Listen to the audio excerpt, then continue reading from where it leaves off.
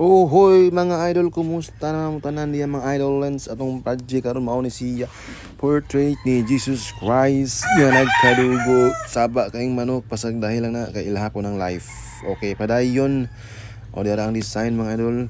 Jesus Christ ato nagpastar ang stencil diha mga idol kay ato nang sugdan sa dili pa madugay ni tugaok na pod.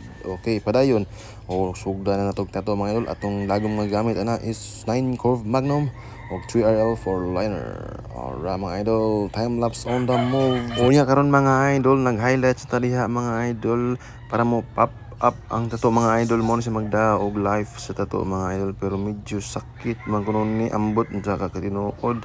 O diha mga idol, naman na to ang tato mga idol. Manok saba. I hope nga ganahan mo sa kung itato mga idol. Daghang kayong salamat. Kita kits next video. Amping mo tanan. God bless. I love you all. Thank you.